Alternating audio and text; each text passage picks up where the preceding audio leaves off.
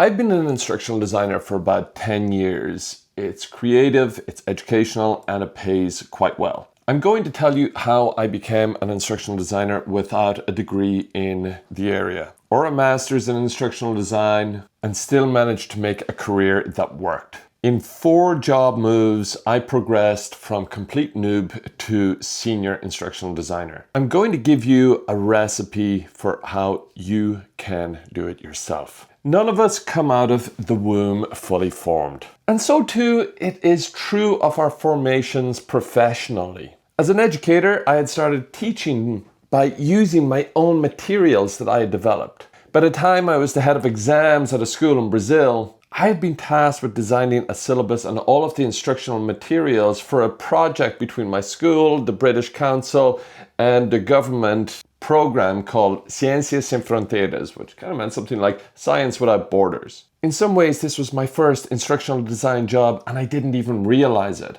This was at a time where technology was expanding into the educational space. There was a lot of talk of ICT in the classroom. I was becoming interested in asynchronous learning and flipped learning. And as a direct result, I had begun redesigning for a digital delivery of the Celtic course. Yet again, without realizing it, I was continuing to develop skills as an instructional designer. By the time 2017 rolled around, I had been living in Canada for a couple of years. And the school that had hired me and brought me over here had recently gone out of business. And the only work I could find was entry-level sub-teaching work. You could say this was the initial spark that lit the initial fire underneath me to begin thinking about this pivot toward instructional design. Here I was, a man in my 30s, who had somewhat believed he had reached the pinnacle of his career, only for it all to come tumbling down like a house of cards. It was time to take stock.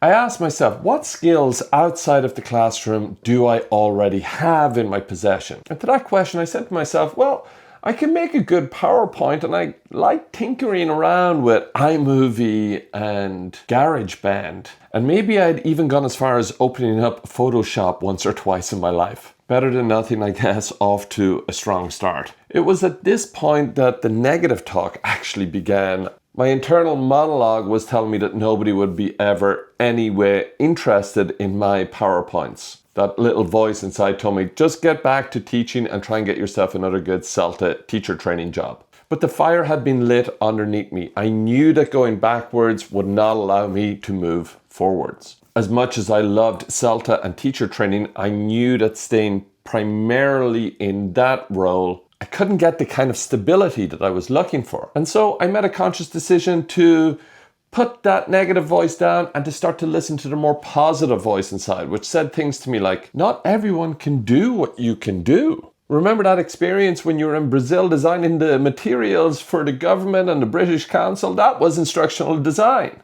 Why not try and find a way to marry your educational background and your interest and passion for editing audio and video and making graphic and instructional materials with something like PowerPoint? And so I put my CV in order, I wrote a cover letter, and I started applying for jobs. And I got an opportunity. It was a 10-month contract with an organization called ISANS here in Nova Scotia, Canada.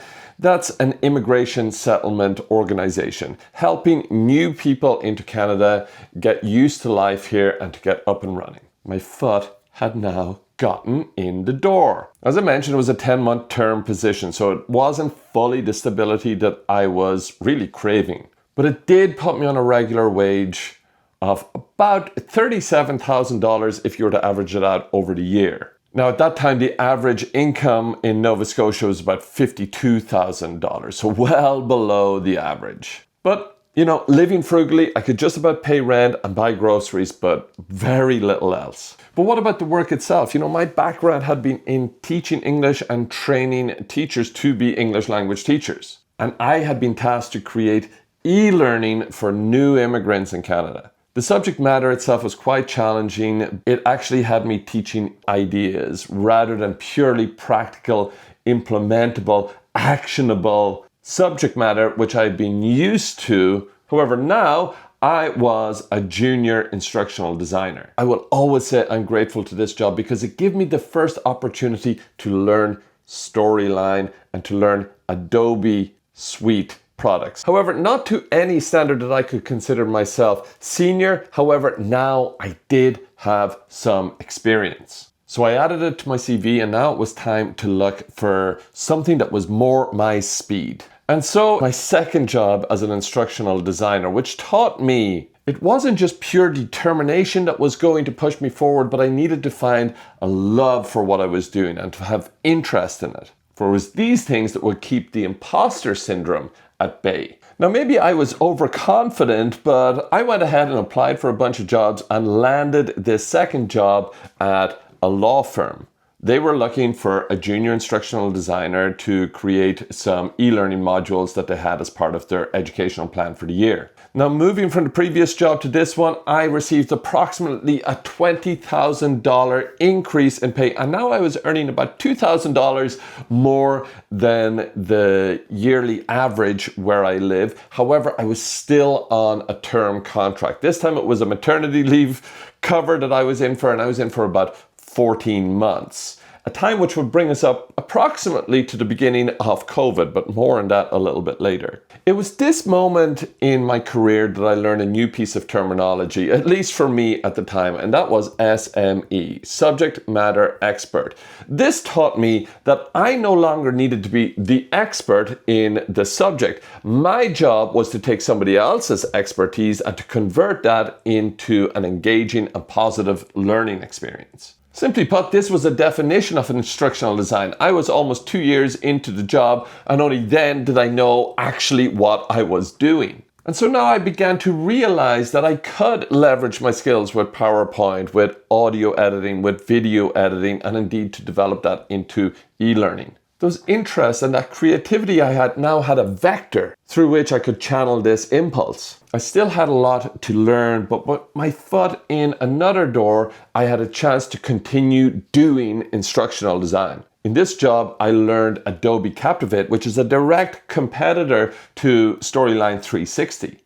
Initially, this threw me off a little bit. I was thinking things like, oh my goodness, I just learned Articulate, now I have to learn this total new system. Yet again, I'm going back to zero. However, little did I realize Captivate would teach me concepts such as round tripping and foster further deeper growth with the whole Adobe suite, in particular with Illustrator, InDesign, and most notably for me, Premiere Pro, the video editing software. You know, this moment in my career reminds me what Jose Mourinho, the great football coach, said about his players. He said that he didn't want players who only played football. He wanted players who liked to play basketball, tennis, and even chess. His take was this would make them more creative and innovative football players, and I certainly resonate with this as an instructional designer, and indeed many other things I do in my life. Some of you may know I'm also a musician. The more styles of music I learn, the better musician it makes me.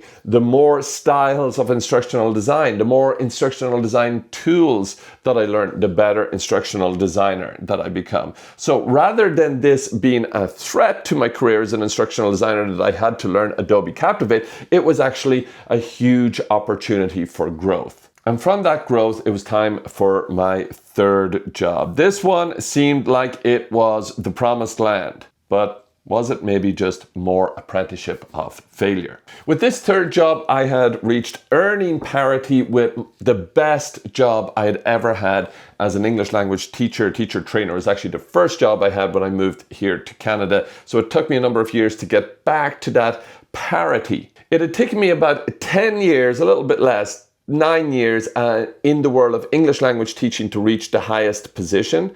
After that, it only took me about 3 more years as an instructional designer to reach that parity. So 8-9 years in the world of ELT, 3 years to reach the same level in instructional design. However, I did have all of this experience as an English language teacher, which I leveraged and transitioned into the instructional design career. So these are not separate. There is a continual line between them. And so as I mentioned, COVID came in 2020, and this is when this third job started. And this time it was with an occupational safety company, making training for things like safe operation of a lift truck, working with hazardous materials so that companies and organizations could stay in compliance with provincial law in the province of Ontario in Canada. And as it was the beginning of COVID, this job was entirely remote. I was at home learning once again storyline in a deep way, learning InDesign in a deep way, and learning Premiere Pro in an even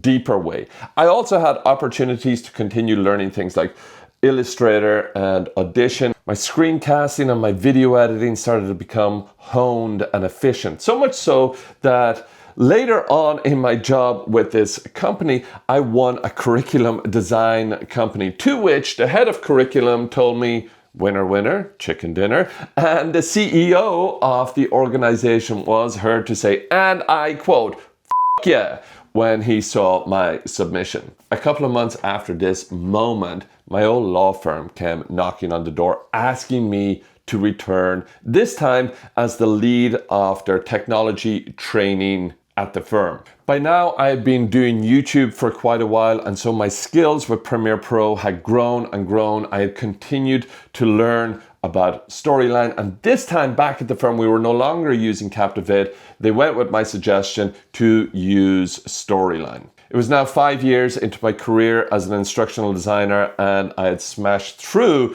the best job I had ever had as an English language teacher. In 5 years, I had increased my earning by about 250%. This has been a story of transition and pivot from classroom teaching to instructional design. And this is why I have created the Integrated Skills Academy Instructional Design course. Now, this is not a course that says things like, I guarantee you a job. Who can do that? Who can compel any organization to do anything?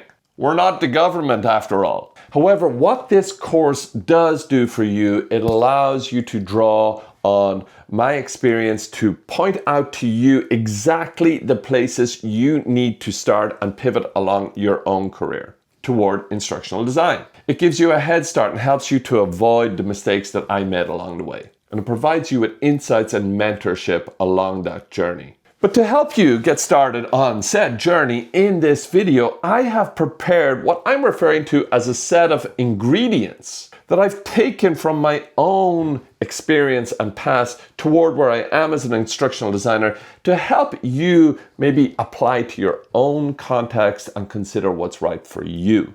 So here are my 7 ingredients toward being an instructional designer. Start skilling up today and learn Google Slides. It will teach you 95% of what you need to know about PowerPoint, 90% of what you need to know about Storyline, and apply to almost every other instructional tool that you could ever use as an instructional designer. It's free and it should be your first step. Next, understand the 4 stages of learning, and those are unconscious incompetence, conscious incompetence, conscious competence, and unconscious competence. And understand that your skills at various different things can be at different ones of those quadrants of learning. The third ingredient is to pay attention to language, focusing primarily on logic and clarity. The fourth ingredient is learn to perspective shift as you develop your learning experiences. Context is key. 5,